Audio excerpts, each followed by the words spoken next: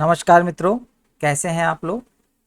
हम लोग भारतीय इतिहास पढ़ रहे थे जिसमें मध्यकालीन भारत की हम लोग श्रृंखला प्रारंभ किए थे, जिसमें हम लोग ने सल्तनत काल को कंप्लीट कर लिया था। आज हम लोग उसके आगे की श्रृंखला में देखेंगे भक्ति आंदोलन, जिसमें भक्ति और सूफी आंदोलन दोनों क्या हो जाएगा, इसी टॉपिक में कवर हो जाएगा। तो चलिए, पहला प्रश्न आ रहा है आपके सामने। भक्ति आंदोलन का प्रारंभ किया था किसने? अलावर संतों द्वारा, सूफी संतों द्वारा, सूरदास द्वारा, तुलसीदास द्वारा। तो दोस्तों यह सही होगा आपका, अलावर संतों द्वारा क्या किया गया था, यह आंदोलन प्रारंभ किया गया था। ठीक है, अगले प्रश्न की तरफ बढ़ते हैं। भक्ति संस्कृति का भारत में पुनर्जन्म हुआ वैदिक काल में, 10वीं शताब्दी ईस्वी में, 12वीं शताब्दी ईस्वी में, 15वीं और 16वीं शताब्दी में। तो दोस्तों इसका सही उत्तर होगा 15वीं और 16वीं शताब्दी में क्या हुआ था, भक्ति का उदय हुआ था। ठीक है ना। भक्ति आंदोलन का इतिहास अगर आप देखेंगे तो उसमें एक महान धर्म सुधारक थे शंकराचार्य, और शंकराचार्य से ही क्या होता है, प्रारंभ होता है। बौद्ध धर्म का क्या होता है, प्रभाव धीरे धीरे समाप्त होता है, और फिर भक्ति आंदोलन का क्या होता है, यहाँ पर पुनर्जन्म होने लगता है। ठीक है। बुद्ध और मीराबाई के जीवन दर्शन के मुख्य साम्य था, मतलब उनमें क्या समानता थी? अहिंसा व्रत का पालन, निर्वाण के लिए तपस्या, संसार दुखपूर्ण है सत्य बोलना। तो दोस्तों यह इसका सही उत्तर होगा संसार दुखपूर्ण है। ठीक है ना, आपका सी ऑप्शन आपका सही होगा, क्योंकि यह दोनों लोगों में, बुद्ध में भी और मीरा जी में भी, दोनों में यह क्या साम्य था। कोई व्यक्ति किसी व्यक्ति से उसका धर्म, संप्रदाय या जाति न पूछे, यह कथन किसका है? ये तो बहुत अच्छा कथन है, अपने समय से आगे का है। कबीर, रामानंद, रामानुजाचार्य और चैतन्य महाप्रभु। ठीक है ना। तो दोस्तों इसका सही उत्तर होगा आपका रामानंद जी। ठीक है। सभी भक्ति संतों के मध्य एक समान विशेषता थी कि उन्होंने, अब देखते हैं, अपनी वाणी को उसी भाषा में लिखा जिसे उनके भक्त समझते थे। पुरोहित वर्ग की सत्ता को नकारा। ठीक है, अब ये कह रहा है संतों में समान थी, तो गलत हो जाएगा। स्त्रियों को मंदिर जाने को प्रोत्साहन किया, मूर्ति पूजा को प्रोत्साहित किया, ये भी गलत होगा। सही होगा कि अपनी वाणी को उसी भाषा में लिखा जिससे उनके भक्त समझते थे। ठीक है, ये बहुत ही ज्यादा इंपॉर्टेंट आपका है। चलिए अगले प्रश्न की तरफ बढ़ते हैं हम लोग। अगला आपका स्टेटमेंट वाले क्वेश्चन है, चलिए देखते हैं क्या कह रहा है। मध्ययुगीन भारत के धार्मिक इतिहास के संदर्भ में सूफी संत निम्नलिखित में से किस तरह के आचरण का निर्वाह करते थे? ठीक है, तो चलिए देखते हैं। ध्यान साधना और श्वास नियमन, हाँ ये करते थे वो लोग। एकांत में कठोर यौगिक व्यायाम, सूफी वाह ये भी करते थे। श्रोताओं में आध्यात्मिक हर्षो उन्माद उत्पन्न करने के लिए पवित्र गीतों का गायन, हाँ ये भी करते थे। इसका मतलब आपका तीनों विकल्प यहाँ क्या होगा, सही होगा। ठीक है ना। सूफी जो है एक इस्लाम धर्म से ही, मुस्लिम वर्ग से ही संबंधित धारा है, लेकिन वाकई में अगर आप देखेंगे जो सूफी है वो वाकई में रियल इस्लाम अगर आप देखेंगे तो आपको सूफी में देखने को मिलेगा। वाकई में जो सूफी मत के अनुयायी हैं उन्होंने हर चीज़ का विरोध किया है। और अगर आपको मुस्लिम धर्म का अगर अगर सबसे ज़्यादा प्यूरिफाई रूप देखना हो तो आप सूफी में जाइए, तो आपको लगेगा कि मुस्लिम धर्म में भी बहुत ढेर सारी खूबियाँ छुपी हुई हैं। कामरूप में वैष्णव धर्म की लोकप्रिय बनाया, कामरूप में वैष्णव धर्म को लोकप्रिय बनाया। तो दोस्तों देखते हैं, चैतन्य ने, निम्बार्क ने, रामानंद ने, शंकर देव ने। तो दोस्तों इसका सही उत्तर होगा आपका शंकर देव ने क्या किया था।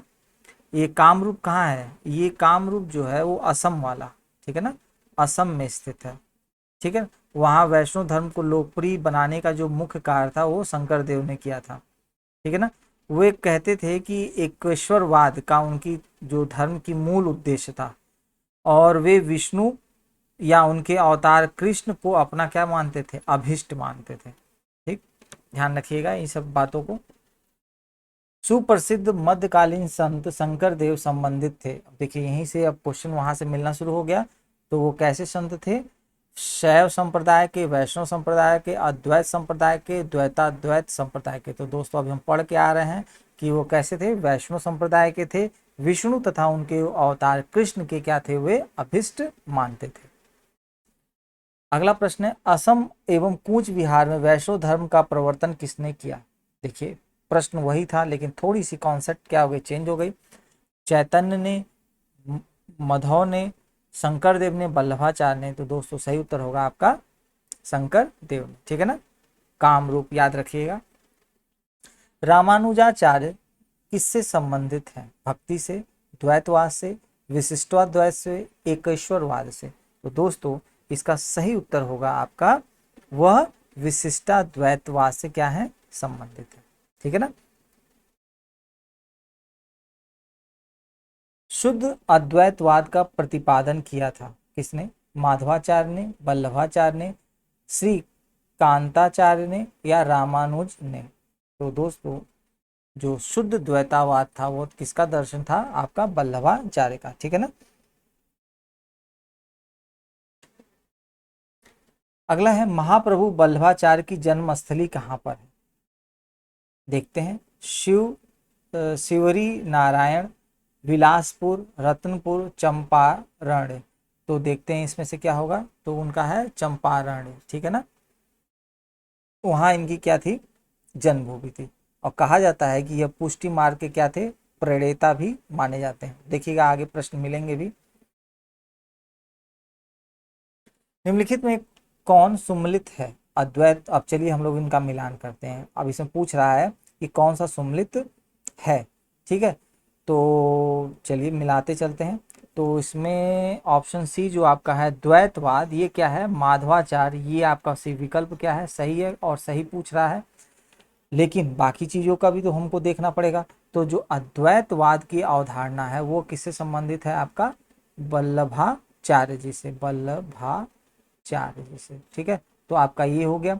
इसके बाद आपका जो विशिष्टाद्वैतवाद है वह जो है विशिष्टाद्वैतवाद वो रामानुजाचार्य से है। रामानुजाचार्य इनसे संबंधित है। द्वैतवाद अपना माधवाचार्य हो गया। और द्वैताद्वैतवाद, ठीक है।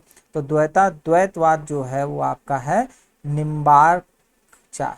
निम्बक बोलने में तो बोला जाता है निम्बकाचार्य, ठीक है ना। लेकिन प्रोनाउंसिएशन में और लिखने में थोड़ा सा चेंज हो जाता है, ठीक है ना।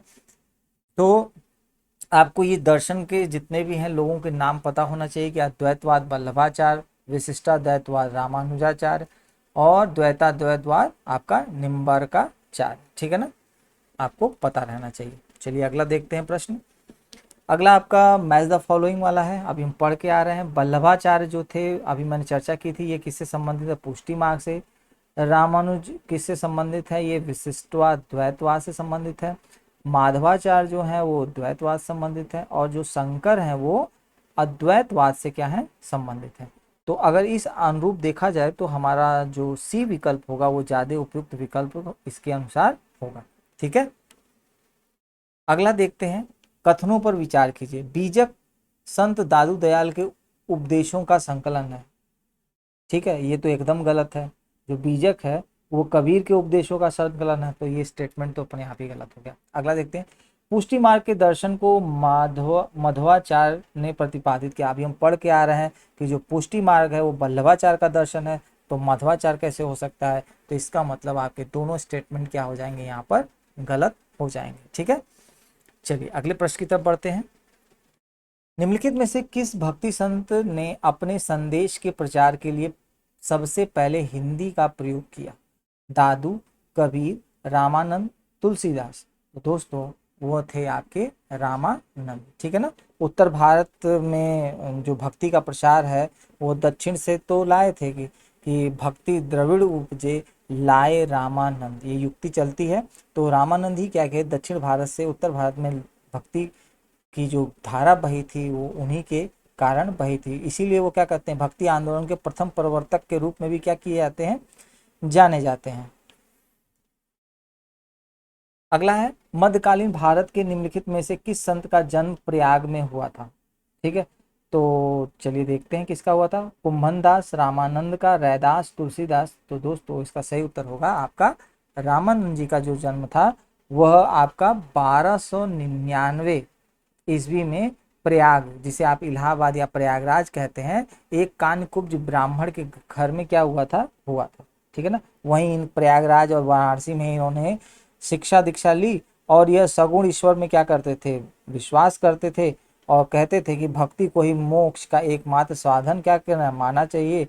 और राम सीता की उपासना का आदर्श समाज के सामने इन्होंने क्या किया था, रखा था।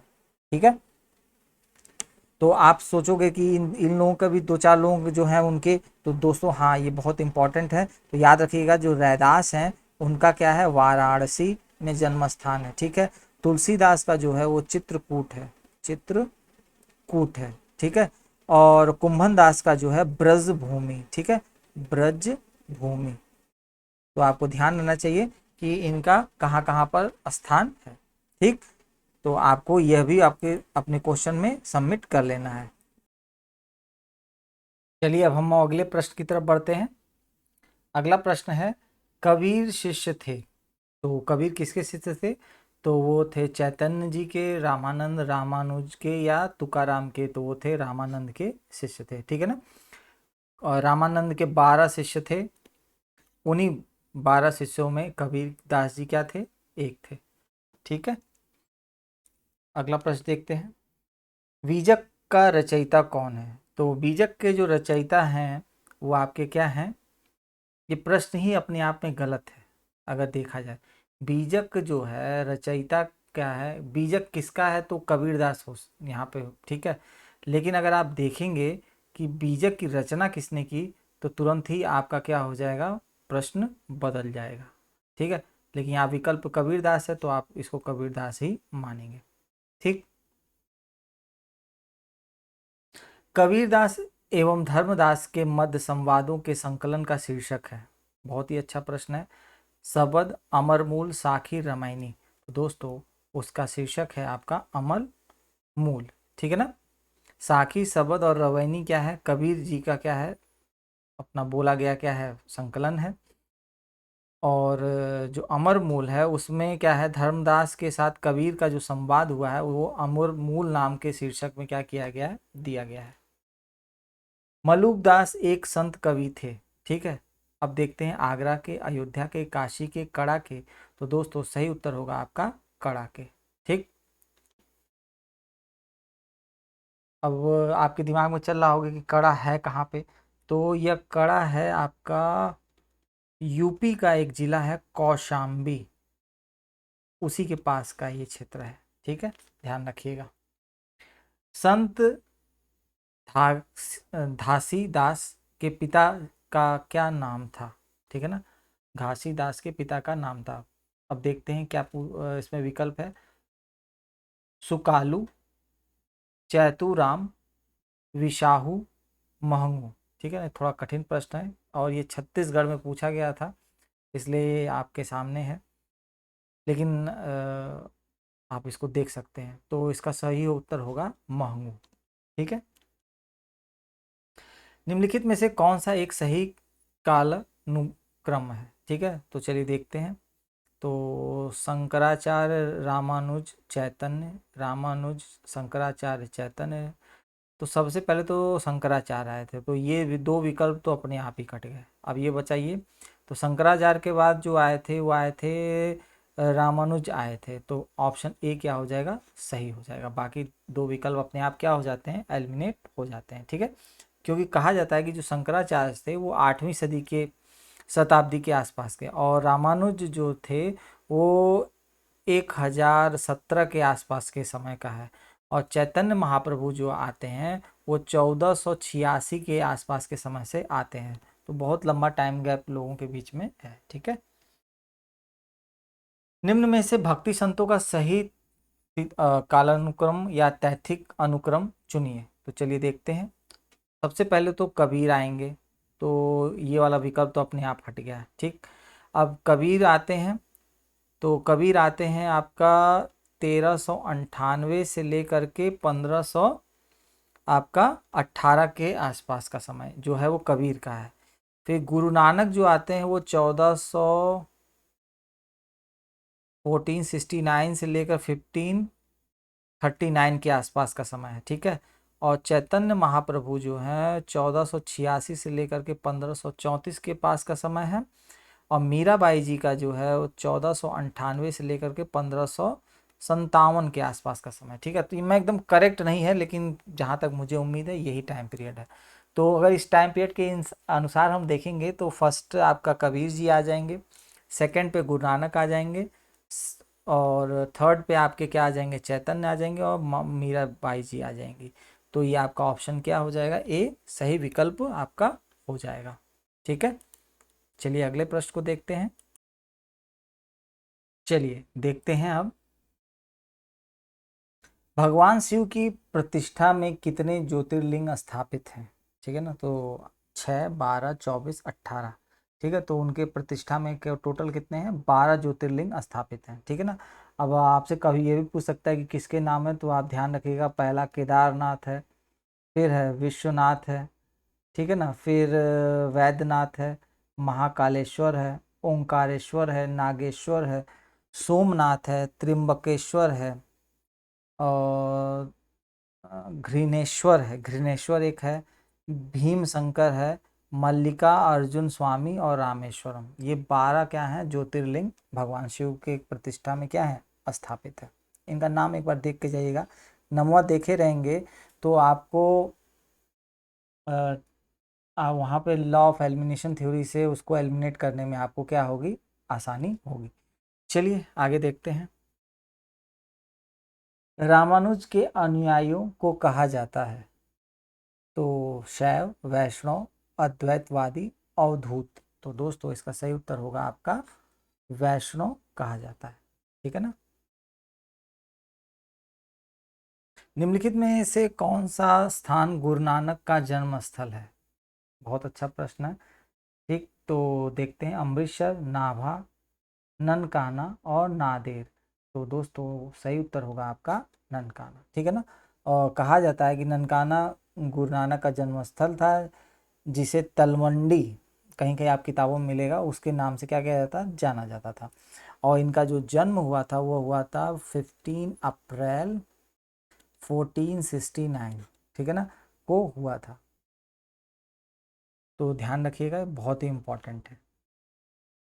किसके शासन में गुरु नानक देव ने सिख धर्म की स्थापना की, वह कौन था। तो देखते हैं, फिरोज शाह तुगलक, सिकंदर लोदी, हुमायूं और अकबर। तो दोस्तों इसका सही उत्तर होगा आपका सिकंदर लोदी, ठीक है ना। सिकंदर लोदी के शासनकाल में क्या किया था, गुरु नानक देव जी ने सिख धर्म की स्थापना की थी। और जो नानक थे, गुरु नानक जी, वो एकेश्वरवाद में क्या करते थे, विश्वास करते थे, और कहते थे कि निर्गुण उपासना करिए, वह निर्गुण ब्रह्म के ऊपर ही वो क्या करते थे, बहुत ज़्यादा बल देते थे। कहते थे कि ईश्वर एक है, वह निर्गुण और निराकार है, देखते हैं, एक ओंकार उनका क्या है, ठीक। और वह अवतारवाद में विश्वास नहीं करते थे। ये स्टेटमेंट बार बार पूछा जाता है कि वो अवतारवाद में विश्वास करते थे। अब इसमें पूछता है कि स्टेटमेंट सही है कि गलत है, तो वो अवतारवाद में विश्वास नहीं करते थे, याद रखिएगा। बहुत ही अच्छा स्टेटमेंट है, आपको कहीं भी फास्ट टू में मिलेगा ये। ईश्वर केवल मनुष्य के सद्गुणों को पहचानता है तथा उसकी जाति नहीं पूछता। आगामी दुनिया में कोई जाति नहीं होगी होगी यह सिद्धांत किस भक्ति संत का है। चलिए बहुत क्रांतिकारी स्टेटमेंट है, देखते हैं, रामानंद, दादू, नानक, रामानुज। तो दोस्तों ये है आपका गुरु नानक का स्टेटमेंट है, ठीक है ना। वो ईश्वर व्यक्ति के गुणों को क्या करता है, जानता है, पर वह उसकी जाति के बारे में नहीं पूछता, क्योंकि दूसरे लोक में कोई जाति नहीं है। ये गुरु नानक जी ने क्या किया था, अपना बनाया था।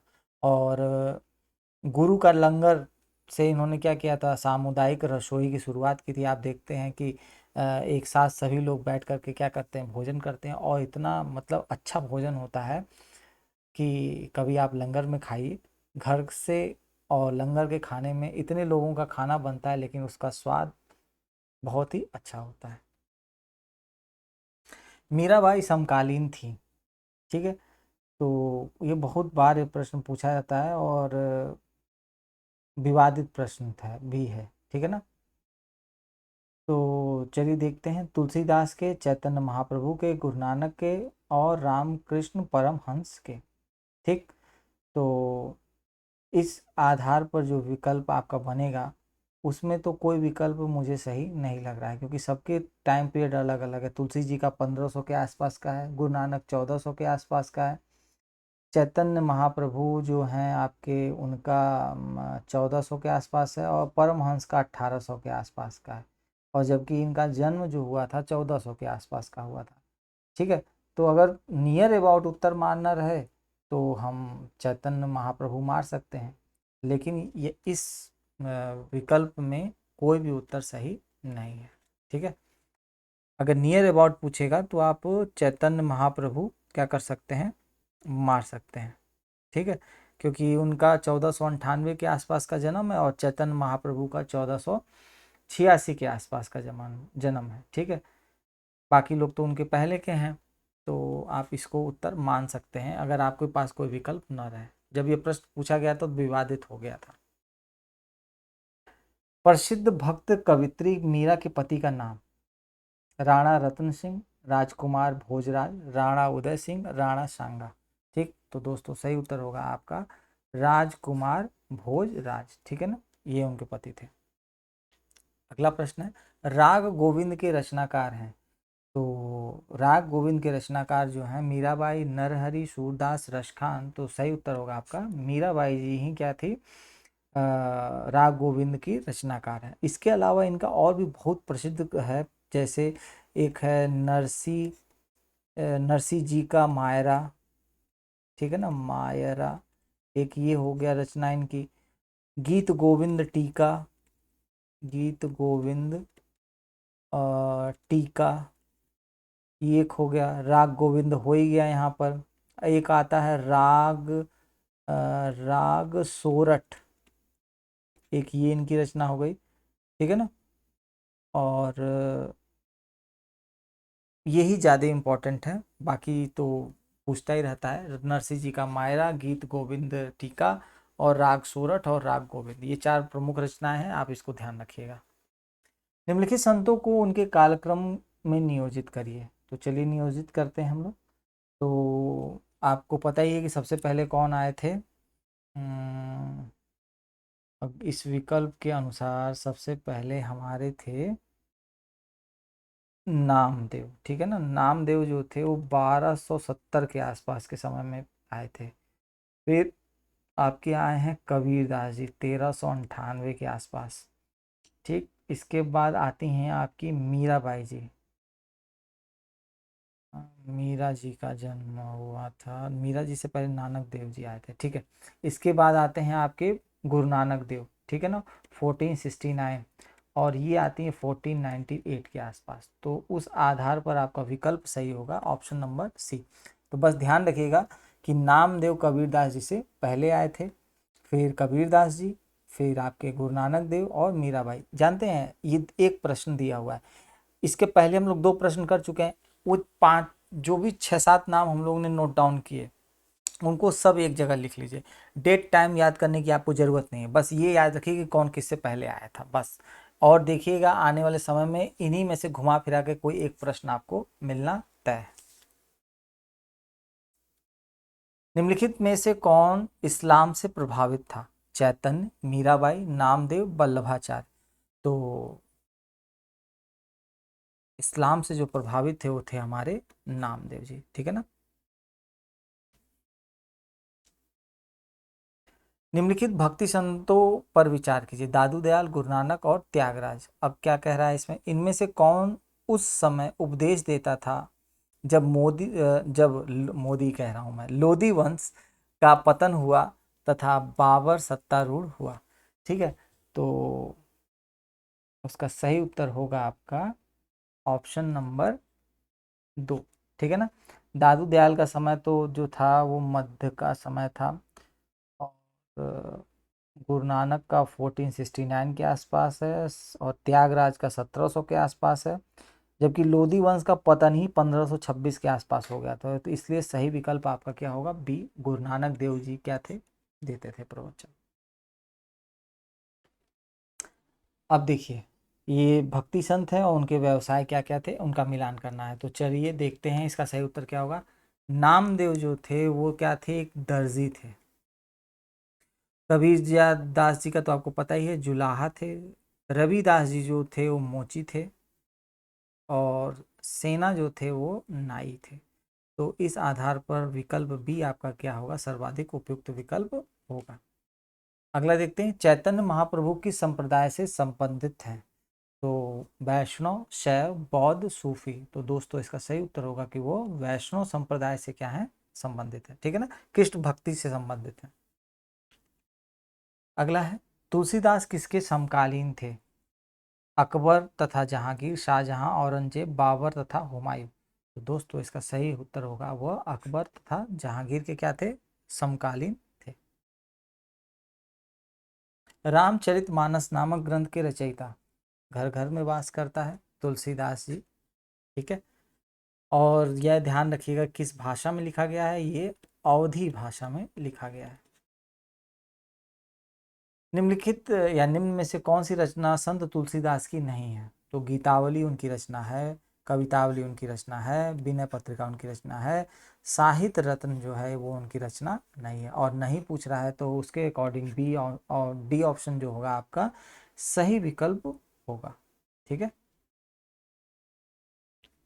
तुलसीदास के जितने भी ग्रंथ हैं जरूर एक बार देख लीजिएगा कि दोहावली है, कवितावली है, गीतावली है, रामचरितमानस है, विनय पत्रिका है, पार्वती मंगल है, जानकी मंगल है, बरवे रामायण है, वैराग संदीपनी है, कृष्ण गीतावली है, हनुमान बाहुक है। ठीक है ना, ऐसे जो हैं उनके छोटे बड़े जितने भी हैं, ये मेन मेन आप जरूर पढ़ के जाइएगा, क्योंकि हमेशा इनसे पाला आपका पढ़ना ही पढ़ना है। विनय पत्रिका के रचयिता, तो विनय पत्रिका किसकी है, आपकी तुलसीदास की रचना है। अब फिर से सुम्मिलित करने वाला क्वेश्चन आ गया, तो चलिए हम लोग सुम्मिलित करते हैं। करा इनमें से सुम्मिलित नहीं है, तो इसमें ध्रुवदास जो हैं वो आपका भगत नामावली एकदम सही है। ये Nabhadas Bhaktamal most most important है। रसखान, रसिक प्रिया और उस्मान की चित्रावली, ये भी आया हुआ प्रश्न है, ये भी एकदम सही है। तो रसखान जो है वो गलत है, रसखान का जो है रसिक प्रिया नहीं है। ठीक है ना, रसिक प्रिया जो है, कवि प्रिया, रसिक प्रिया, वो आचार्य केशव दास की रचना है। केशव दास, केशव दास की रचना है। ठीक है ना, तो इनकी रचना नहीं है, इसलिए वो विकल्प क्या हो जाएगा आपका, गलत हो जाएगा। निम्नलिखित में से कौन बरकरी संप्रदाय का संत था। तो निम्बार्क, चक्रधर, नामदेव, रामदास। तो दोस्तों इसका सही उत्तर होगा आपका नामदेव। ठीक है ना, ये क्या थे, बरकरी संप्रदाय की एक प्रसिद्ध विचारधारा थी और उनकी एक अपनी परंपरा थी बहुत ही गौरवशाली। उसी का क्या था, नामदेव ने प्रमुख उनको बढ़ावा में क्या की थी, भूमिका निभाई थी। ठीक है ना, बरकरी संप्रदाय की मुख्य पीठ अवस्थित है, तो कहाँ पर है। तो चलिए देखते हैं कहाँ पर अवस्थित है। श्रृंगेरी में, पंढरपुर में, नदिया में, वाराणसी में। तो दोस्तों ये कहाँ पर है, पंढरपुर। ठीक है ना, पंढरपुर, और पंढरपुर कहाँ पे है, महाराष्ट्र में। ठीक है ना, ध्यान रखिएगा महाराष्ट्र में। भक्त तुकाराम कौन से मुगल सम्राट के समकालीन थे। ठीक, बाबर के, अकबर के, जहांगीर के, औरंगजेब के। तो जो तुकाराम थे वो आपके जहांगीर के क्या थे, समकालीन। ठीक है, निम्नलिखित में से कौन भक्ति आंदोलन का प्रस्तावक नहीं था। तो देखते हैं, नागार्जुन, तुकाराम, त्यागराज और वल्लभाचार्य। ठीक, तो दोस्तों इसका सही उत्तर होगा आपका नागार्जुन। ठीक है ना, तुकाराम, त्यागराज एवं वल्लभाचार्य जो थे वो मध्यकालीन भक्ति आंदोलन से ही संबंधित है। और नागार्जुन दे आके देखेंगे तो वह आपके प्रारंभिक शताब्दियों में, जहाँ पे वो शून्यवाद के संस्थापक के रूप में क्या है जाने जाते हैं, मतलब प्राचीन में चले जाते हैं हम लोग। ठीक है ना, और एक बाबा नागार्जुन है, वो आपके देखेंगे वो हिंदी साहित्य में है, ठीक है ना, जिनका वैद्यनाथ क्या था, मिश्र नाम था, मूल नाम। अब ये आपका कथन और कारण से संबंधित है, चलिए देखते हैं। मध्यकाल में संगीत पर संस्कृत में लिखी गई अनेक पुस्तकों का फारसी में अनुवाद किया गया। अब स्टेटमेंट सही है कि गलत है, चलिए आगे देखते हैं।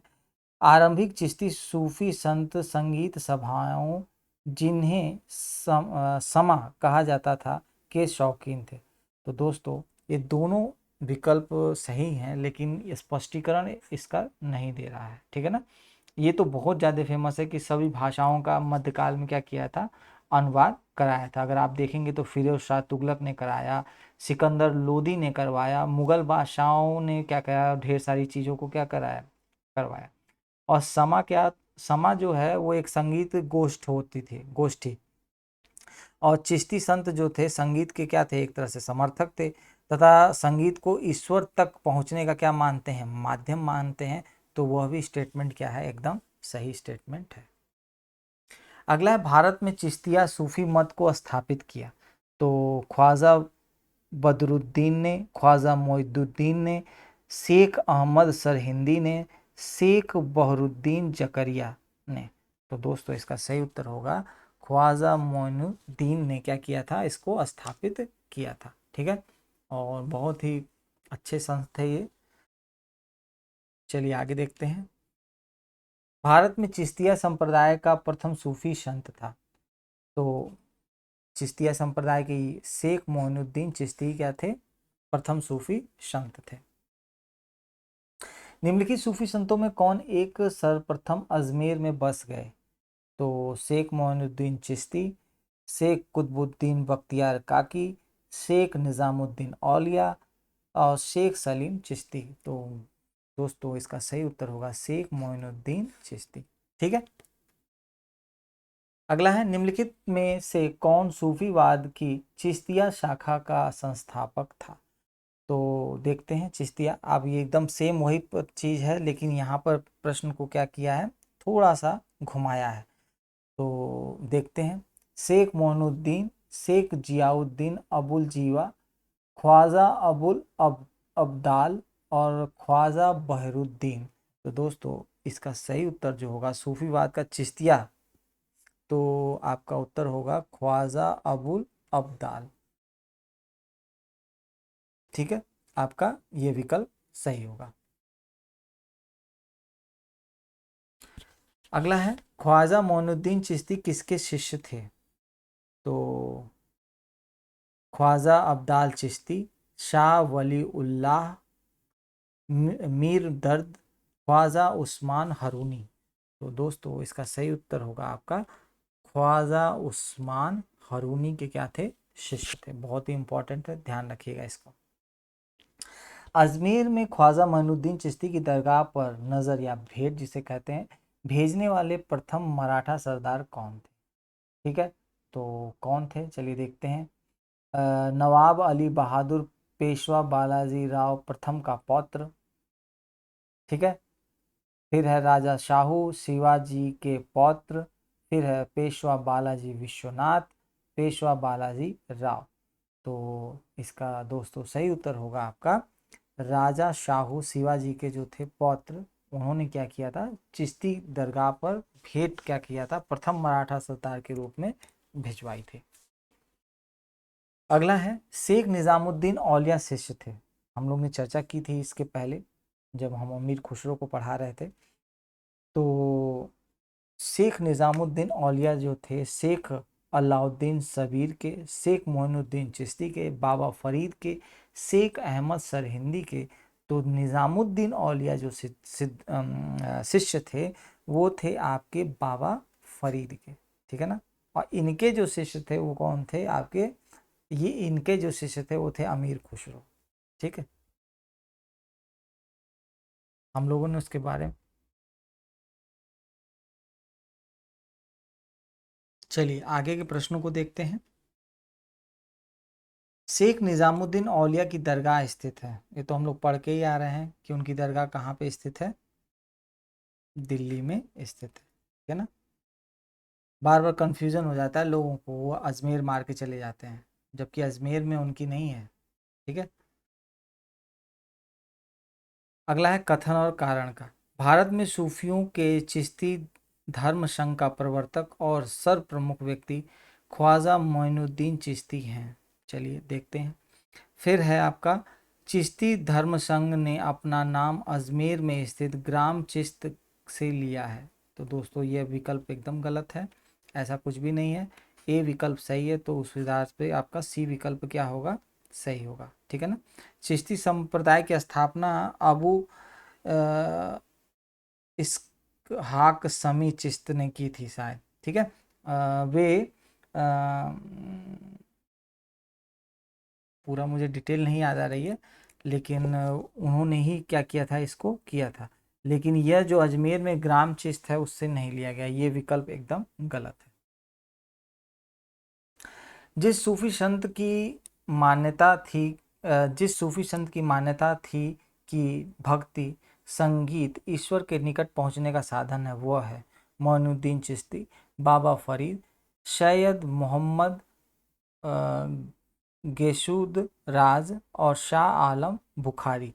तो दोस्तों इसका आपका जो सही उत्तर होगा वो होगा मोइनुद्दीन चिश्ती। उन्होंने क्या किया था, इस चीज़ का प्रचार किया था कि समा, जो मैंने अभी बात की था कुछ देर पहले, कि ईश्वर तक पहुंचने का क्या है, बहुत अच्छा माध्यम है। और एक पिक्चर आई थी रॉक स्टार, अगर आप जाएंगे तो वहाँ पे आपको सूफ़ी गाने सुनने को बहुत अच्छे मिलेंगे। वहाँ दो तीन गाने उन्होंने सूफ़ी गाए हुए हैं, और सूफ़ी गाने में जो है दर्द वो उसमें है, वहाँ पे झलकता। निम्न में से कौन चिश्ती सिलसिले से संबंधित नहीं है, तो चलिए देखते हैं। तो पहला है ख्वाजा कुतुबुद्दीन बख्तियार काकी, शेख अब्दुल जिलानी, शेख मोइनुद्दीन, शेख निज़ामुद्दीन औलिया। तो दोस्तों इसका सही उत्तर होगा आपका Sheikh Abdul Jilani. Option B is the right answer. ठीक है। चलिए हम अगले प्रश्न की तरफ बढ़ते हैं। आपका अगला प्रश्न है, निम्नलिखित में से किसे भारत का सादी कहा जाता है। ठीक है। तो अमीर हसन, अमीर खुसरो, अबू तालिब कलीम और चंद्रभान ब्राह्मण। तो सही है आपका, अमीर हसन को क्या कहता है, भारत का सादी कहा जाता है। ठीक है ना।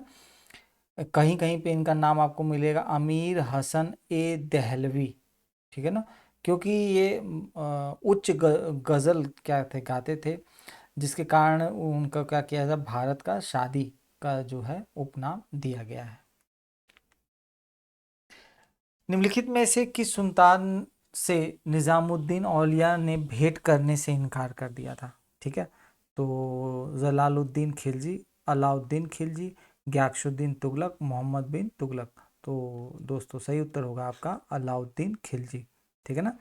और आपको पता ही होगा कि शेख निज़ामुद्दीन औलिया ने 7 से अधिक सुल्तानों का क्या क्या था, शासनकाल देखा था।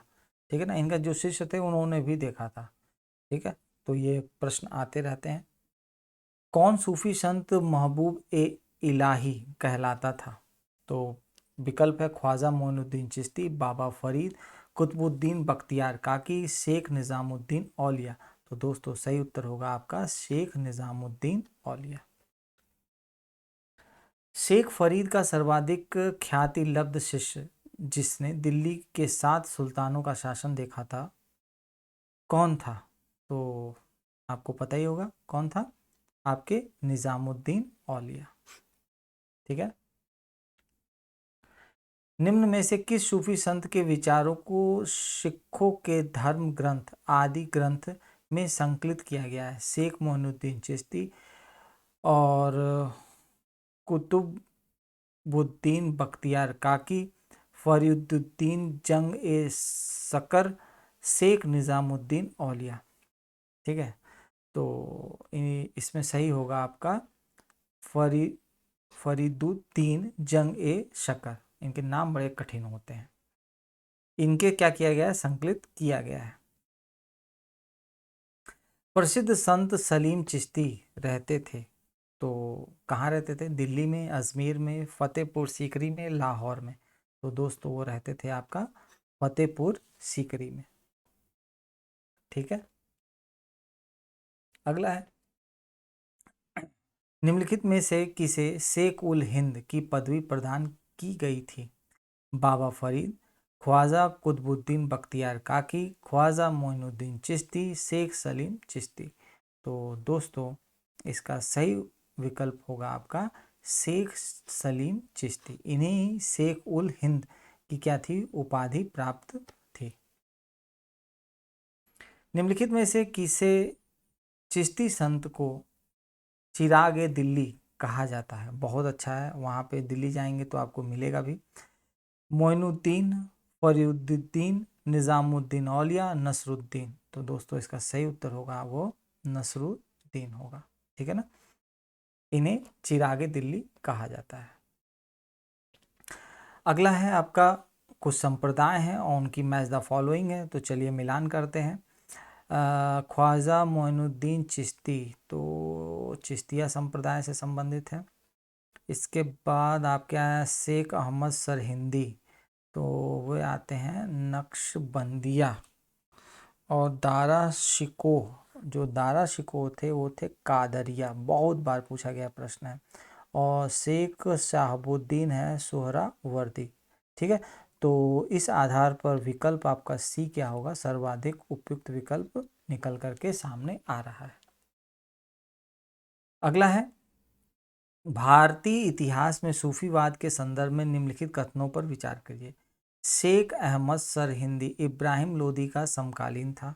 चलिए देखते हैं सही है कि नहीं, सही तो नहीं लग रहा है, फिर भी आगे बढ़ते हैं। शेख नसरुद्दीन चिरागे दिल्ली शेख निज़ामुद्दीन औलिया का शिष्य था।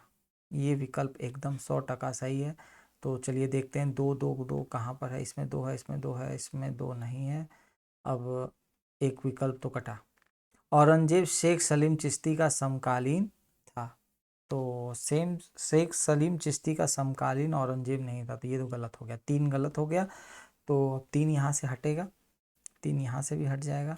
अब बचा आपका 1 और 2 और 2 और 4। चलिए आगे देखते हैं। भारत में सूफियों की कादरी पद्धति सबसे पहले शेख नियामतुल्लाह और मखदूम मोहम्मद जिलानी द्वारा लागू की गई। ठीक है, तो ये विकल्प एकदम सही है। तो उस आधार पर 2 और 4 आपका सही विकल्प क्या होगा, होगा। ठीक है ना, अब इनका बहुत बड़ा एक दर्शन है जिसके बारे में मतलब आपके क्वेश्चन में डिस्कस तो नहीं कर सकते, लेकिन जब इसको डिटेल में कभी पढ़ाया जाएगा तो आपको मैं बताऊंगा कि इसके सारे दर्शन क्या क्या हैं। हठ योग के संदर्भ में निम्नलिखित में से कौन सा कथन सही है? चलिए देखते हैं। हठ योग नाथपंथियों द्वारा अपनाया जाता था, ये 100% सही है। हठ योग क्रिया को सूफी संतों ने, बहुत सही, हठ योग वहाँ तक, अरे गांधी तक दिखता है ये। ठीक है ना, तो गांधी के दर्शन पे भी उसका प्रभाव है। तो दोस्तों इसका सी विकल्प क्या होगा, सर्वाधिक उपयुक्त विकल्प होगा। निम्नलिखित कथनों पर विचार कीजिए। संत निम्बार्क अकबर के समकालीन थे। संत कबीर शेख अहमद सरहिंदी से अत्यधिक प्रभावित थे। 2 स्टेटमेंट है, तो इसमें दोनों स्टेटमेंट सही नहीं है। ठीक है ना, अगर देखेंगे तो निम्बका जो चार्य थे उनको रामानुजाचार्य का समकालीन माना जाता है, और टाइम पीरियड देखेंगे तो 11वीं 12वीं शताब्दी के आसपास का समय है। ठीक है, और इसको अकबर का समकालीन करा है, जबकि अकबर आए थे 1500 के आसपास का। तो एकदम विकल्प क्या हो रहा है, गलत हो रहा है। ठीक है ना, और संत कबीर शेख अहमद सरहिंदी से अत्यधिक प्रभावित थे। जो अहमद सरहिंदी थे वो आपका 15 और 1600 ईस्वी में आए थे। ठीक है, और कबीर जो थे वो आपके क्या थे, उनसे पहले, तो वो उनसे कैसे प्रभावित हो सकते हैं, इसलिए दोनों विकल्प क्या होंगे, गलत हो जाएंगे। निम्नलिखित संतों में से कौन सूफी थे? चलिए देखते हैं। रहीम, निज़ामुद्दीन औलिया, मोइनुद्दीन चिश्ती और रश खान। तो दोस्तों इसका सही उत्तर होगा आपका निज़ामुद्दीन औलिया, तो सही है। और आपका मोइनुद्दीन चिश्ती, ये भी सही है। मतलब 2 और 3 आपका सर्वाधिक उपयुक्त होगा, बाकी रसखान और रहीम इससे संबंधित नहीं है। निम्नलिखित सूफीवाद के सिलसिलों में कौन संगीत के विरुद्ध था? हाँ, ये भी इम्पोर्टेंट क्वेश्चन है, क्योंकि ये कई बार पूछा जाता है कि कौन सा ऐसा सिलसिला था जो संगीत के विरुद्ध था। तो वो था आपका चिश्तिया, सोहरावर्दी, कादरिया या नक्शबंदिया। तो वो था आपका नक्शबंदिया। ये 3 बार पूछा जा चुका प्रश्न है, ठीक है ना। इसकी स्थापना ही 14वीं शताब्दी में जो एक थे ख्वाजा बहरुद्दीन नक्शबंद, उन्होंने क्या किया था, इसकी स्थापना किया था। ठीक। और वो जो अ, संगीत वाली जो थी चीज़ें, वो उसको अच्छा नहीं मानते थे, इसलिए उसका क्या करते थे, विरोध करते थे। अति कट्टरपंथी सूफी संप्रदाय था, ठीक है।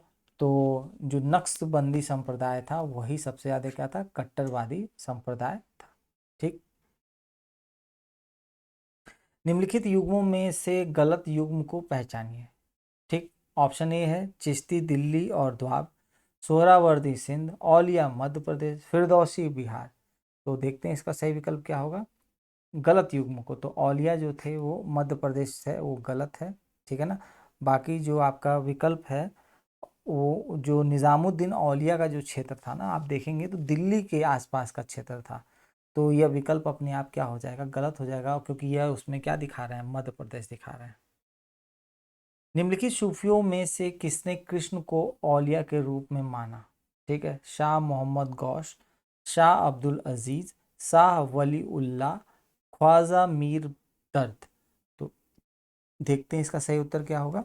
तो दोस्तों इसका सही उत्तर होगा शाह मोहम्मद गौश जो थे, उन्होंने कृष्ण को औलिया के रूप में क्या किया था, स्वीकार किया था। अगला है शेख बहरुद्दीन जाकरिया किस संप्रदाय से संबंधित है? ठीक है, तो देखते हैं सोहरावर्दी, ऋषि संप्रदाय, चिश्ती संप्रदाय, फिरदौसी या इनमें से कोई नहीं। तो दोस्तों सही विकल्प होगा वह सोहरावर्दी संप्रदाय से क्या थे, संबंधित है। ये संप्रदाय रट के जाइएगा, एक प्रश्न तो आना ही आना है। निम्नलिखित में से किसका संबंध सूफीवाद से नहीं है? तो देखते हैं उलेमा, खान ख्वाह, शेख, शमा। तो वो किससे संबंधित नहीं है, उलेमा, ठीक है ना। अगर आप देखेंगे तो सूफी संत का जो निवास स्थान रहता था ना, जहाँ ये रहते थे, उसको कहते थे खान खा, ठीक है। और समा तो आप पढ़े ही हैं कि संगीत समारोह होता था, तो वो भी सही है। और सेफ जो शेख होते थे, शेख, वो सूफीवाद में शिक्षण देते थे, मार्गदर्शन करने वाला क्या होता था, एक तरह से व्यक्ति होता था, वो शेख होता था। उलेमा जो है वो इससे संबंधित नहीं है। उलेमा क्या होता है कि जो इस्लाम के धार्मिक कानून का जानकार होता है, उसका विद्वान होता है, उसे ही क्या कहा जाता है, उलेमा कहा जाता है, ठीक है ना। तो यह इससे संबंधित नहीं है। कृष्ण जीवन परक प्रेम वाटिका काव्य की रचना की थी, ठीक है। तो बिहारी ने, सूरदास ने, रसखान ने, कबीर ने। तो दोस्तों प्रेम वाटिका जो है वो रसखान जी ने किया था, ठीक है ना। और सुजान रसखान भी इन्हीं की एक क्या है, प्रसिद्ध रचना है, ठीक है ना। याद रखिएगा, एक तो प्रेम वाटिका हो ही गई और एक और हो जाएगी सुजान रसखान।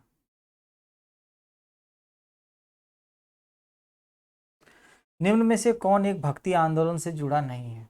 ठीक, तो चलिए देखते हैं। वल्लभाचार्य हम लोग पढ़े थे, जुड़े हैं। गुरु नानक, जी हाँ जुड़े हैं।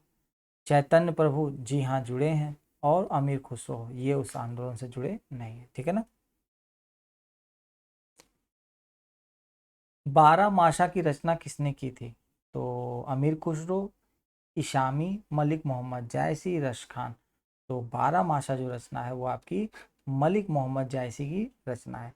अब मलिक मोहम्मद जायसी की जब चर्चा हो ही गई यहाँ पर, इनके ऊपर भी प्रभाव था, तो इनकी सबसे प्रसिद्ध जो रचना है पद्मावत है, अवधी भाषा में, ठेठ अवधी, अखरावट, आखिरी कलाम, ठीक है ना। तो ये सब चीज़ें आपको जरूर याद रखना है। और जो 12 माशा है ये पद्मावत का ही क्या है, एक तरह से एक भाग है, ठीक है, 12 माशा। तो इसलिए आपको कंफ्यूज नहीं होना है। पद्मावत, अखरावट, ठीक है, आखिरी कलाम। और जो 12 माशा जो रचना है वो मलिक मोहम्मद जायसी की है, लेकिन ये पद्मावत का ही क्या है, एक भाग है। अगला देखते हैं, match the following, Mulla Daud, Damodar कवि, सोमनाथ, अमीर खुसरो। चलिए मिलान करते हैं हम लोग। मुल्ला दाऊद की चंदायन बहुत ही फेमस रचना है। दामोदर कवि की है पद्मावती कथा। फिर आपका सोमनाथ का है राग विबोध, विबोध। अमीर खुसरो का अशिका। ठीक है, बहुत ही फेमस है ये, आप ध्यान रखिएगा इसको। प्रसिद्ध प्रसिद्ध कह रहा हूँ, प्रतिवर्ष प्रसिद्ध कवि संत हाजी वारिस अली शाह की मज़ार पर मेला लगता है। हाजी वारिस अली शाह, तो कहाँ पे लगता है, फतेहपुर सीकरी में, कलियर में, देवा शरीफ में, गढ़ मुक्तेश्वर में। तो दोस्तों वो लगता है देवा शरीफ में। देवा शरीफ का मेला जो है बहुत ही फेमस है। और यह जो देवा शरीफ है ये बाराबंकी, ठीक है ना, लखनऊ के पास है। ठीक है, लखनऊ से कुछ किलोमीटर दूरी पे, वहाँ पर यह क्या होता है, लगता है। और यह जो मेला लगता है ये प्रसिद्ध संत जो हैं आपकी हाजी वारिस अली शाह है, उनकी एक मज़ार है, वहीं पर प्रतिवर्ष इस मेले को क्या करते हैं, लोग लगाते हैं। ठीक है, अगला है क्राइस्ट का जन्म स्थान, जेरूसलम, बेथलेहम, लंदन, बेबीलोन। तो उनका जो था बेथलेहम में हुआ था। ठीक है ना। और चौथी ईशा पूर्व में, याद रखिएगा। ठीक है ना। ईस्टर त्यौहार के पीछे ईसाइयों की भावना है। चलिए देखते हैं। इस दिन ईशा ने उपदेश दिया, ईशा ने संसार से विदा ली, ईशा नाजरथ में गए, और इस दिन ईशा पुनर्जीवित हुए। तो इस दिन क्या थे, ईशा पुनर्जीवित हुए थे। ठीक है। कौन सा ईसाई संत पशु पक्षियों से प्रेम के लिए विख्यात है? संत पॉल, संत थॉमस, असीसी के संत फ्रांसिस, संत पीटर। ठीक है, बहुत ही मतलब एक तरह से कठिन प्रश्न पूछा है। तो वो थे आपके असीसी के संत फ्रांसिस। ठीक है ना। अगला है, ईसाइयों का गुड फ्राइडे क्यों मनाया जाता है? तो उनका मनाया जाता है ईसा मसीह को सूली पर जब चढ़ाया गया था, उसी के उपलक्ष्य में क्या होता है, गुड फ्राइडे मनाया जाता है। सीधे हम लोग उत्तर पे आ जाते हैं। ठीक है, अब आपका मुगल वंश कुछ देर में शुरू होगा। और हम लोग देखते हैं कि कुछ और प्रश्नों को हम लोग महत्वपूर्ण जो बाकी रह गए हैं उनको भी यहीं पर कर लेते हैं। चलिए, अब मैच द फॉलोइंग वाला प्रश्न आ गया है। इसमें से तो अधिकांश आप लोगों ने पढ़ा ही है, तो फट से हम लोग मिला लेते हैं। रामानुजाचार्य जो है विशिष्टाद्वैत, निम्बिकाचार्य द्वैताद्वैत या भेदाभेद, मध्य आचार्य द्वैत, और विष्णु स्वामी शुद्धाद्वैत। ठीक है, उस हिसाब से आपका विकल्प क्या होगा, ए सर्वाधिक उपयुक्त विकल्प होगा। भक्ति आंदोलन के प्रारंभिक प्रतिपादक थे। ठीक है, तो वो थे आपके रामानुजाचार्य। ठीक है ना। डायरेक्ट इनके उत्तर देख लेते हैं क्योंकि ये वन वन लीनियर वाले प्रश्न हैं। पंजाब में भक्ति आंदोलन के अग्रदूत नानक, अर्जुन देव, तेग बहादुर, गुरु गोविंद सिंह। तो दोस्तों इसका सही उत्तर होगा कि कौन थे, नानक देव थे। महाराष्ट्र में भक्ति संप्रदाय निम्नलिखित में से किसकी शिक्षाओं द्वारा फैला था? तो संत तुकाराम, संत ज्ञानेश्वर, समर्थ गुरु रामदास और चैतन्य महाप्रभु। तो वो थे आपके संत ज्ञानेश्वर। अब आपका स्टेटमेंट वाला क्वेश्चन है, चलिए पढ़ते हैं। निम्नलिखित में से कौन सा या से वाक्य दक्षिण भारत के भक्ति आंदोलन के संदर्भ में सत्य है? इसका नेतृत्व कई लोकप्रिय संतों द्वारा किया गया था। चलिए, इसके समर्थक संस्कृत में बोलने और लिखने वाले थे। तो दो तो एकदम ही गलत हो गया, तो दो देखते हैं कहाँ कहाँ पे है। तो आपका दो यहाँ पे है, एक चला गया। अगला है, इसने जाति व्यवस्था का विरोध किया। ठीक है, इसके प्रचार प्रसार में महिला सक्रिय रूप से भाग नहीं लेती थी। नहीं, ऐसा नहीं था, लेती थी, तो ये भी गलत हो जाएगा। तो आपका स्टेटमेंट 1 और 3 क्या होगा, सही होगा। चैतन्य महाप्रभु किस संप्रदाय से जुड़े हुए थे? ठीक है, तो सबको पता है वो गौड़ी संप्रदाय से क्या थे, जुड़े हुए थे। किस संत ने ईश्वर को अपने पास अनुभव करने के लिए नृत्य और गीतों को माध्यम बनाया? ठीक है, शंकरदेव, चंडीदास, ज्ञानदेव, चैतन्य महाप्रभु। तो दोस्तों इसका सही उत्तर होगा आपका चैतन्य महाप्रभु। गीत गोविंद के रचयिता बाणभट्ट, जयदेव, सूरदास, चैतन्य। तो दोस्तों सही विकल्प होगा आपका जयदेव। अगला है, गुरु नानक का धर्म उपदेश है मानव बंधुत्व का, सिखों को लड़ाकू संगठन बनाने का, धर्म के रूप में सिखत्व का, सिखों की एकता का। तो ऐसा कहीं नहीं था कि उन्होंने केवल एक पर्टिकुलर चीज के ऊपर बोला, वो था मानव बंधुत्व का। ठीक है, वही उन्होंने क्या किया था, उपदेश दिया था। अब ये कुछ शंकराचार्य द्वारा स्थापित पीठ है, और चलिए देखते हैं इनकी कहाँ कहाँ पे है। तो श्रृंगेरी जो पीठ है वो मैसूर में स्थित है, गोवर्धन पीठ पुरी, ज्योतिष पीठ बद्रीनाथ, शारदा पीठ द्वारिका। ठीक है ना, ऑप्शन ए क्या होगा, सही होगा, और बहुत ही इंपॉर्टेंट है, इसको जरूर रट लीजिएगा क्योंकि ये अलग अलग क्वेश्चन पूछता है। अगला है, कुछ संत हैं और उनके कार्य क्षेत्र। ठीक है, अब देखते हैं। वल्लभाचार्य जो थे उत्तर प्रदेश राजस्थान में क्षेत्र था, चैतन्य महाप्रभु बंगाल, मीरा भाई राजस्थान, नामदेव महाराष्ट्र। ठीक है, तो विकल्प ए क्या होगा, बेस्ट उत्तर इसका होगा। निम्नलिखित में से किस भाषा को लोकप्रिय बनाने के लिए कवि चंडीदास का योगदान रहा है? ठीक है ना, तो अब जब वो बंगाल के थे, अभी हम लोग पढ़ के आ रहे हैं, तो उन्होंने बंगाली को ही क्या होगा, प्राथमिकता दी होगी।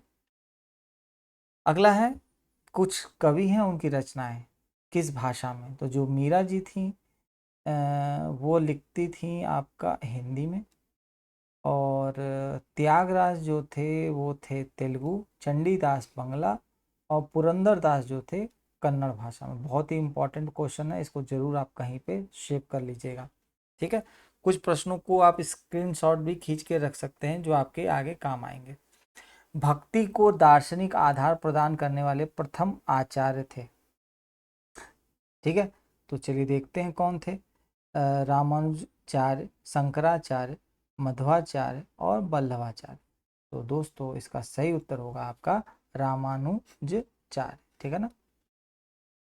अगला है, महापुरुषीय धर्म के संस्थापक थे? रामानुजाचार्य, वल्लभाचार्य, चैतन्य महाप्रभु और शंकरदेव। तो ये थे आपके शंकरदेव। ठीक है, शंकराचार्य का जन्म 788 ईस्वी में केरल के किस गांव में हुआ था? तो ये हुआ था कलाडी या कलादी, निम्बापुर, उदीपी, या इनमें से कोई नहीं। तो उनका जन्म जो हुआ था कलाडी या कलादी। ठीक है ना, option A is the right answer. ब्रह्म सत्य है और जगत मिथ्या, भ्रम या माया है, यह उक्ति किसकी है? ठीक है ना, ब्रह्म सत्य जगत मिथ्या। तो चलिए देखते हैं किसकी है। शंकराचार्य, रामानुजाचार्य, वल्लभाचार्य और आपका चैतन्य महाप्रभु। तो चलिए देखते हैं इसमें सही उत्तर किसका होगा। तो दोस्तों इसका आपका सही उत्तर होगा आपका शंकराचार्य, आपका इसका सही उत्तर होगा। अगले प्रश्न की तरफ बढ़ते हैं। निम्नलिखित में से किसे कुछ विचारकों ने प्रच्छन्न बौद्ध की संज्ञा दी है? ठीक है, तो वो थे आपके रामानुजाचार्य, शंकराचार्य, कुमारिल भट्ट या चैतन्य। तो दोस्तों वो जो प्रच्छन्न बौद्ध की संख्या दी गई है वो आपको शंकराचार्य को दी गई है। अगला देखते हैं, रामानुजाचार्य को किस कट्टर शैव मतावलंबी चोल शासक के धमकी के कारण तिरुचिरापल्ली छोड़कर मैसूर जाना पड़ा था? तो राजराजा प्रथम, राजेंद्र प्रथम, कुलुंगुतुंग प्रथम, या इनमें से कोई नहीं। तो दोस्तों इसका आपको सही उत्तर आपको भी पता होगा, तो सही होगा आपका कुलुंगुतुंग प्रथम। रामानुजाचार्य को होयसल वंश के जैन धर्मावलंबी शासक विगिटिग को वैष्णव धर्मावलंबी बनाने में सफलता मिली। विटिग विटिग ने अपना नाम बदलकर क्या रखा? बहुत ही नया प्रश्न है, मेरे सामने भी ये पहली बार आया है। तो चलिए देखते हैं। वो थे आपके विष्णुवर्धन, विष्णु स्वामी, रामा स्वामी या विट्ठल स्वामी। तो दोस्तों इसका सही उत्तर होगा आपका विष्णुवर्धन। किसने भक्ति के क्षेत्र में शूद्रों को भगवत दर्शन व मोक्ष का अधिकार देकर उन्हें इस्लाम धर्म स्वीकार करने से रोका?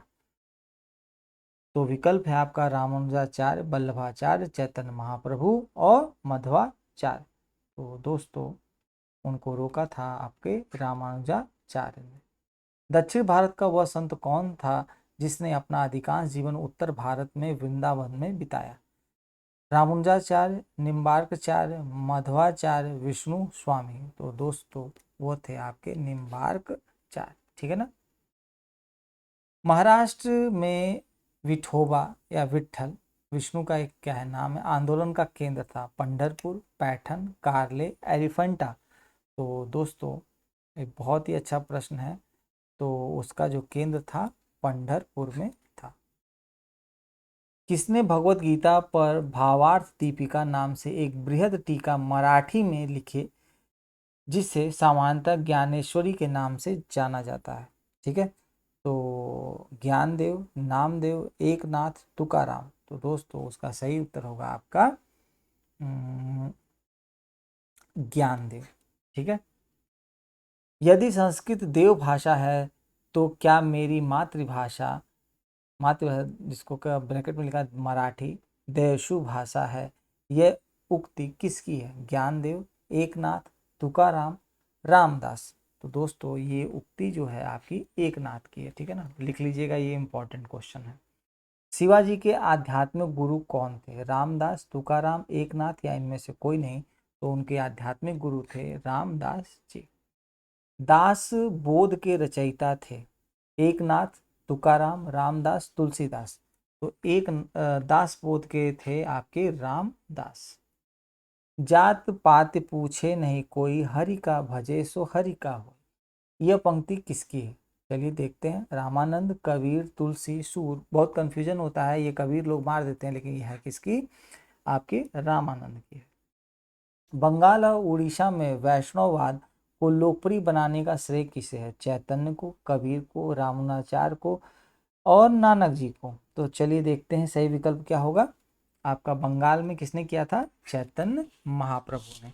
चैतन्य महाप्रभु का जन्म स्थल है नदिया या नवद्वीप जिसे कहते हैं, तलवंडी, निम्बापुर और मगहर। ये सब तो गुरु नानक है, कबीर है, ठीक है ना। तो ये सही उत्तर होगा नदिया। उड़ीसा नरेश प्रताप रुद्र किस वैष्णव संत का शिष्य था? चैतन्य जी का, शंकर देव, कबीर या चंडीदास का? तो वो थे आपके चैतन्य के, क्योंकि बंगाल और उड़ीसा में इनका प्रभाव था, तो वहीं के शिष्य होंगे। निम्नलिखित में से किसे गौरांग प्रभु भी कहा जाता है? बहुत ही इंपॉर्टेंट है। चैतन्य को, वल्लभाचार्य को, रामानुज को या शंकराचार्य को? दोस्तों इसका सही उत्तर होगा आपका चैतन्य महाप्रभु को ही कहा जाता है। आलसियों का मूल मंत्र है अजगर करे न चाकरी, पंची करे न काम और दास मलुका कह गए सबके दाता राम। ये किसकी पंक्ति है? मलुक दास की, जिसका आजकल लोग गलत उपयोग कर रहे हैं। महात्मा गांधी के प्रिय भजन वैष्णव जन को तेने कहिए जे, पीर पराई जाने रे। बहुत ही अच्छा भजन है, आप देखिएगा, आपको सुनने को मिलेगा। तो इसके रचयिता जो हैं वो नरसी या नरसिंह मेहता जी इसके रचयिता हैं। नरसिंह मेहता डैश प्रसिद्ध संत थे, कहाँ के थे वो? गुजरात के। अगला है मुगल शासक मोहम्मद शाह रंगीला किस संप्रदाय का अनुयायी था? शिव नारायण, राधा वल्लभ, एक शरण या सतनामी? तो जो था शिव नारायण संप्रदाय का अनुयायी था। असम का चैतन्य किसे कहा जाता है? शंकर देव को, लालगिरी को, दरिया साहब को और शिव नारायण को? तो दोस्तों असम का जो चैतन्य है वो कहा जाता है आपका शंकर देव को। ठीक है, चलिए अब देखते हैं एक नया प्रश्न के साथ।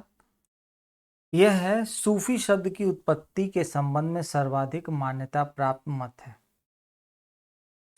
पहला देखते हैं, सूफ ऊन शब्द से हुई क्योंकि सूफी ऊनी कंबल या लबादा ओढ़ते थे। ठीक है, फिर है शफा पवित्र शुद्धता शब्द से हुई क्योंकि सूफियों के दिल आत्मा विचार व कृत पवित्र और शुद्ध होते थे। ये तो गलत है। सूफी शब्द से हुई क्योंकि इन सूफियों का व्यवहार पैगंबर से जुड़ी हुई मंडलियों के लोगों के समान थी। ये भी गलत है, इनमें से कोई नहीं। सबसे बेस्ट होगा कि सूफ क्या होता है, ऊन होता है, उसी को ओढ़ते थे, चोंगा की तरह होते थे, लबादा, जिस कारण इसका नाम क्या पड़ा, सूफी। सूफियों के बारे में असत्य है, तो चलिए देखते हैं क्या असत्य है। उन्होंने उलेमाओं को चुनौती देते हुए उनके महत्व को नकारा। हाँ, एकदम विरोध किया था, सही है ये। इनका विश्वास था कि ईश्वर के प्रति प्रेम और संगीत से की जा सकती है। विश्वास था कि ईश्वर की प्राप्ति प्रेम और संगीत से की जा सकती है, ये भी सही है। सूफी लोग गुरु को अधिक महत्व देते, ये भी सही है। ठीक है, इनकी विचारधारा कट्टर नहीं, ये तो एकदम गलत है। तो डी ऑप्शन क्या होगा, सही होगा, क्योंकि यहाँ पे असत्य पूछ रहा है, तो उसके अकॉर्डिंग डी ऑप्शन क्या होगा आपका, सही होगा। बाकी सारे विकल्प सही हैं। किस सूफी ने खुद को अनहलक मैं ईश्वर हूँ, अद्वैत मत से अहम ब्रह्मास्मि मैं ब्रह्म हूँ के समान घोषित किया, जिस कारण उसे फांसी पर लटका दिया गया? इब्नुल अरबी, मंसूर अल हजाज, बाबा फरीद, मोइनुद्दीन चिश्ती। तो दोस्तों ये थे आपके मंसूर अल हजाज। ठीक है, सूफी सिलसिला मूलतः संबंधित है किससे, हिंदूवाद से, सिखवाद से, इस्लाम से या बौद्धवाद से? तो वो है आपका इस्लाम से संबंधित। इस्लामी रहस्यवादी आंदोलन को कहा जाता है सूफी आंदोलन, दीन इलाही, तौहीद ए इलाही या इनमें से कोई नहीं? तो दोस्तों इसका सही उत्तर होगा आपका सूफी आपका आंदोलन से संबंधित है। ठीक है, जो इस्लामी जो रहस्यवादी आंदोलन है वो सूफी आंदोलन क्या है, उसी से संबंधित है। अगला देखते हैं, भारत में किस सूफी सिलसिले को सर्वाधिक मान्यता मिली? तो वह मिली थी आपको चिश्ती, सोहरावर्दी, फिरदौसी, नक्शबंदी। तो वो मिली थी आपकी चिश्ती सिलसिले को सर्वाधिक मान्यता मिली है। फिरदौसी सिलसिले के सर्वप्रथम सूफी थे बदरुद्दीन समकंदी, कुतुबुद्दीन बख्तियार काकी, शेख फरीद, शरफुद्दीन अहमद इब्न मखदूम, यहाय मनेरी। तो दोस्तों इसका सही उत्तर होगा आपका option number D. Dara Shikoh ने किस सूफी सिलसिले को अपनाया? चिश्ती, नक्शबंदी, फिरदौसी, कादरिया। ठीक है, तो वह थे कादरी। ठीक है ना, कादरिया सिलसिले को अपनाया था। अब चलिए मिलान करते हैं कुछ प्रश्नों के। तो पीर शेख ये जो होते थे, ये होते थे गुरु या मार्गदर्शक, ये हम लोग पढ़े हुए हैं इनके बारे में। मुरीद, मुरीद मतलब होता है शिष्य, ये तो मेरा मुरीद है मतलब मेरा शिष्य है। खलीफा, खलीफा होते थे सूफी मत का अनुपालक। और खान खा का ये होते थे सूफी संतों का निवास स्थल। ठीक है, तो उस आधार पर आपका ए ऑप्शन क्या होगा, सर्वाधिक उपयुक्त विकल्प होगा। निम्नलिखित में कौन चिश्ती सिलसिले का नहीं था? कुतुबुद्दीन बख्तियार काकी, शेख हमीदुद्दीन नागौरी, बाबा फरीद, शेख बहुउद्दीन जाकरिया। ठीक है ना, तो देखते हैं इसका क्या सही उत्तर होगा।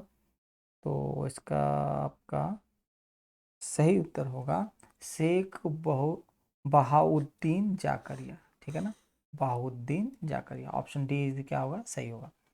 सूफिया कलाम जो एक प्रकार का भक्ति संगीत है, विशेषता है उसकी गुजरात की, कश्मीर की, राजस्थान की या इनमें से कोई नहीं?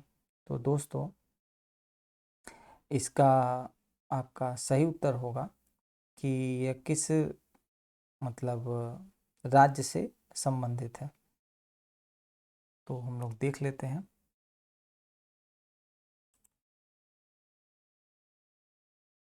ये कश्मीर से क्या है, एक तरह से संबंधित है। तो option B is the right answer. अगला प्रश्न की तरफ बढ़ते हैं।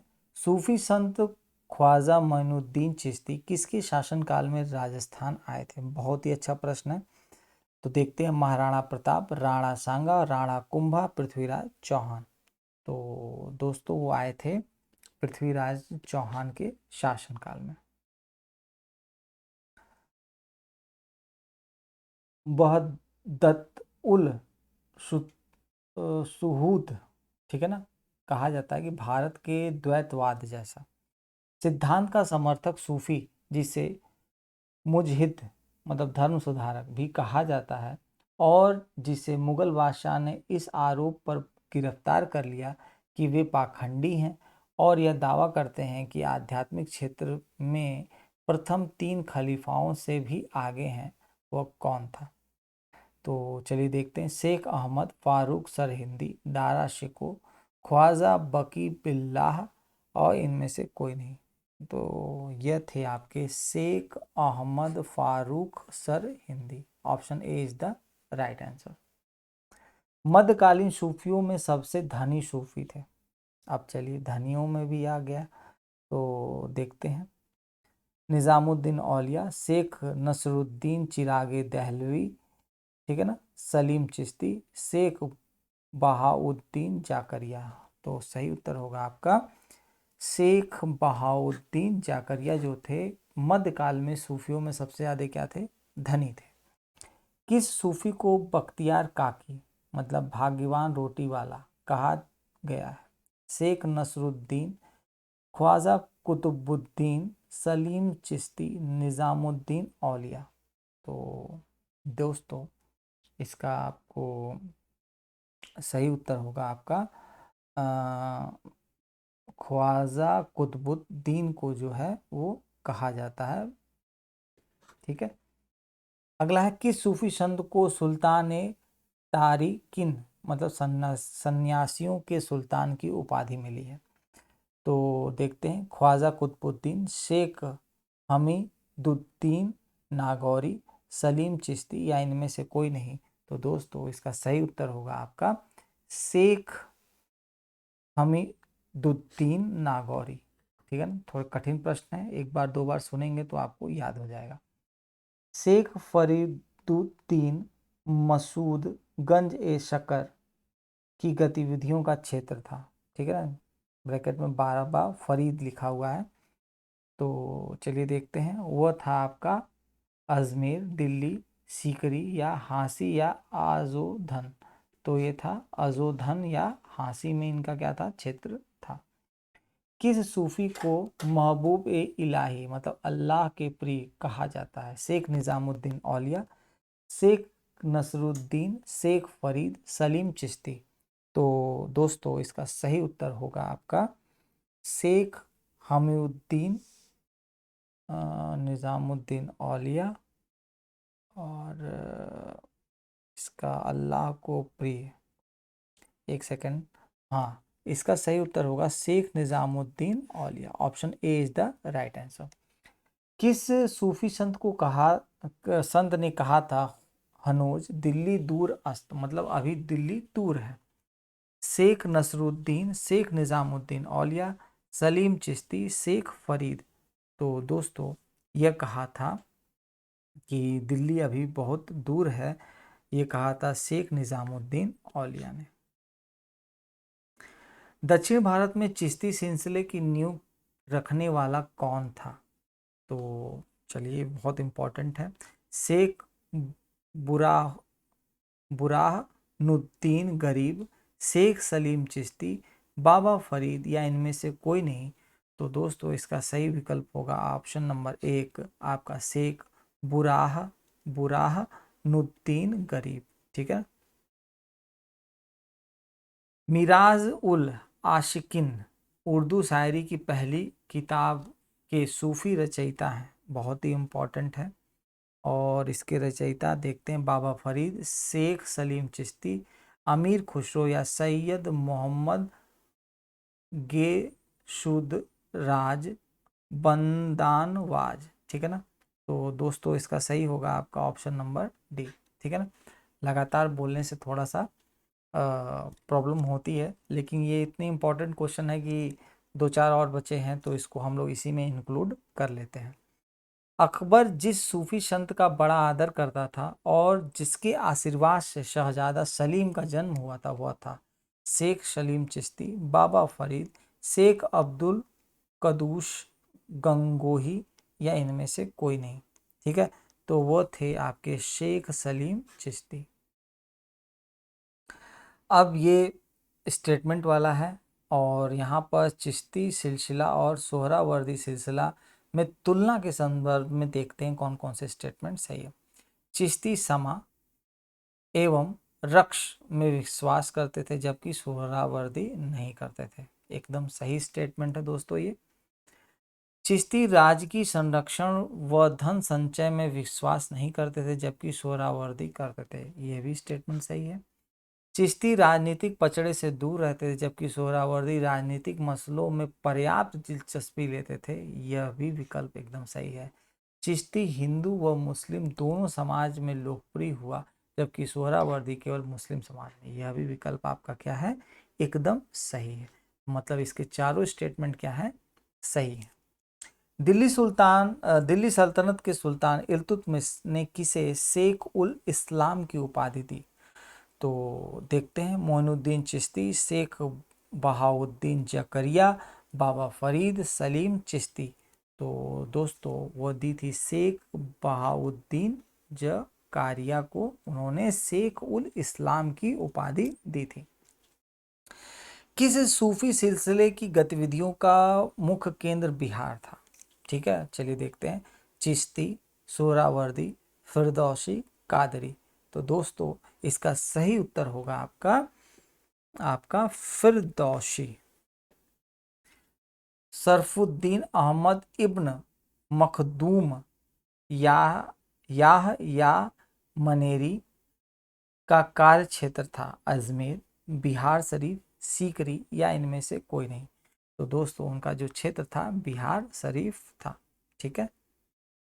फारसी में रचित मजमा उल बहरैन मतलब दो समुद्रों का संगम, जिसमें सूफी मत व हिंदू मत का तुलनात्मक वर्णन है, का रचयिता है दारा शिकोह, सलीम चिश्ती, बाबा फरीद या इनमें से कोई नहीं। तो दोस्तों इसका सही उत्तर होगा दारा शिकोह। उसी ने क्या किया था, अनुवाद करवाया था। किसने संस्कृत के पंडितों की सहायता से भगवत गीता एवं योग वशिष्ठ का अनुवाद फारसी में करवाया? तो विकल्प है सलीम चिश्ती, अमीर खुसरो, दारा शिकोह या इनमें से कोई नहीं। तो दोस्तों इसका सही विकल्प होगा आपका दारा शिकोह जी ने ये करवाया था। किस सूफी सिलसिले के अनुयायी आध्यात्मिक तत्वों के संबंध में तरह तरह के नक्शे बनाते थे और उसे रंगों से भरते थे? नक्शबंदी, सत्तारी, कादरी, फिरदौसी। तो दोस्तों इसका सही उत्तर होगा नक्शबंदी। अगला है मुगल बादशाह औरंगजेब को किस सूफी सिलसिले में दिलचस्पी थी और उसे अपनाया भी? बहुत ही अच्छा प्रश्न है, बहुत ही इंपॉर्टेंट प्रश्न है। तो दोस्तों उसने अपनाया था नक्शबंदी सिलसिले को। ठीक है। अगला प्रश्न है आपका, भारत में सूफी मत के बारे में निम्नलिखित कथनों पर विचार करिए। तो चलिए विचार करते हैं। कह रहा है कि सूफी संतों की मज़ारों पर जियारत के नाम से की जाने वाली जियारत यात्रा एक महत्वपूर्ण विशेषता है। ठीक है। भारत में सूफियों के सर्वाधिक प्रभावशाली समूह चिश्ती थे। एकदम सही है। दोनों स्टेटमेंट क्या हैं, सही हैं और ये एनडीए के एग्जामिनेशन में पूछा भी गया हुआ प्रश्न। ठीक है। अब यहीं पर हमारा क्या होता है, भक्ति आंदोलन में, जिसमें आपका सूफी आंदोलन है, भक्ति आंदोलन है और ढेर सारे मत हैं, संप्रदाय हैं और आपके द्वैतवाद, अद्वैतवाद, शंकर का दर्शन, नामदेव, चैतन्य महाप्रभु, गुरु नानक, तमाम तरह के जितने भी हमारे महत्वपूर्ण पर्सनालिटी है सबके बारे में हमने चर्चा किया। उनसे संबंधित प्रश्नों को हम लोगों ने यहाँ पे क्या किया, अधिकांश प्रश्नों को हम लोग ने टच कर लिया है। थोड़ा सा एनसीईआरटी अगर आप पढ़ लेंगे तो आपका प्रश्नों का जो कंपाइलेशन है वो क्या हो जाएगी, कंप्लीट हो जाएगी। फिर आपको बहुत ज़्यादा मेहनत की ज़रूरत नहीं है, बस आपको एक आधार मिलेगा प्रश्नों को सॉल्व करने का। प्रश्न कराए ही इसीलिए जाते हैं कि आपको यह पता चल सके कि हमें किस ट्रैक में, किस डायमेंशन में जा कर के चीज़ों को पढ़ना है और उसे समझना है। ठीक है, आपको कैसा लगा वीडियो ज़रूर फीडबैक दें। कोई प्रॉब्लम हो तो उसे भी बताएं, कुछ सुधार हो उसे भी आप बताएं। ठीक है, आपके सुधार का हम स्वागत करेंगे और उसमें सुधार करने का प्रयास करेंगे। ठीक है, तो चलिए अब विदा लेते हैं, वीडियो लंबा हो गया है आज का। तब तक के लिए जय हिंद, जय भारत।